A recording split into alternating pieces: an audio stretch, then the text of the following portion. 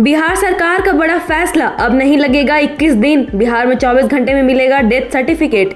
बिहार की पंचायत व्यवस्था में बड़ा बदलाव होने जा रहा है। अब ग्रामीण इलाकों में किसी व्यक्ति की मृत्यु होने के बाद उसके परिजनों को मृत्यु प्रमाण पत्र के लिए लंबे इंतजार से राहत मिलेगी। पंचायती राज विभाग ने ऐसी व्यवस्था तैयार की है जिसके तहत 24 घंटे के भीतर ही मृतक का मृत्यु प्रमाण पत्र जारी कर दिया जाएगा।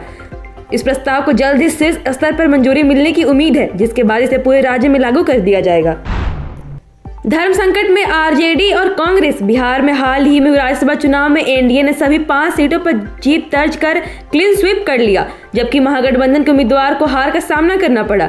इस हार के पीछे विधायकों की अनुपस्थिति और संभावित क्रॉस वोटिंग को बड़ी वजह माना जा रहा है, जिससे गठबंधन में अंदरूनी कलह तेज हो गई है।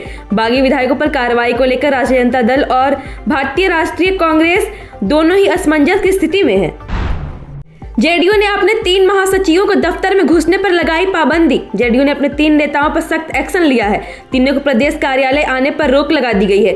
तीनों जिस कमरे में बैठते थे उसमें तालाबंदी कर दी गई है। यानी 3 नेता जो प्रदेश महासचिव हैं, उन्हें दफ्तर में एंट्री पर अपरोक्ष तौर पर पाबंदी लगाई गई है। जेडीयू के सूत्र बताते हैं कि 3 महासचिवों के खिलाफ नेतृत्व को कोई शिकायतें मिली थी।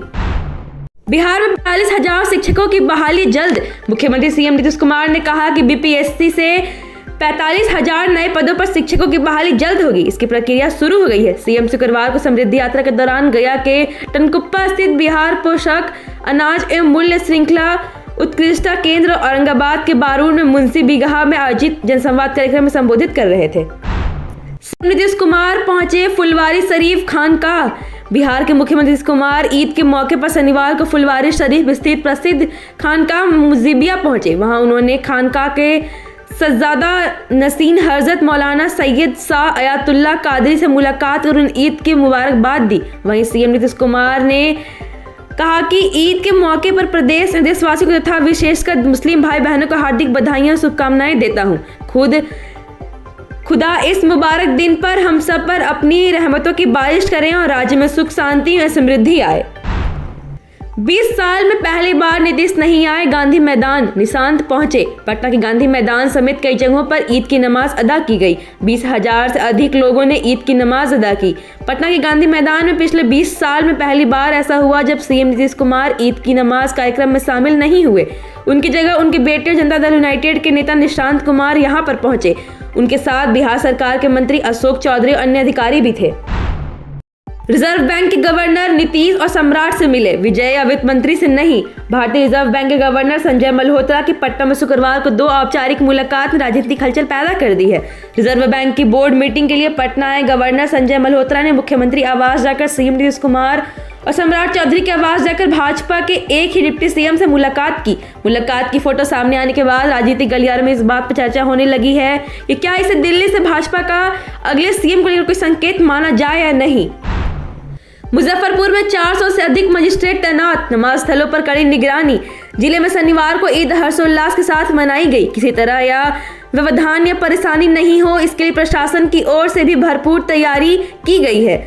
जिले में 400 से अधिक मजिस्ट्रेट और पुलिस पदाधिकारियों की तैनाती की गई है। नेता मनोज कुमार झा ने अपनी प्राथमिकताओं को उल्टा करने का आरोप लगाया।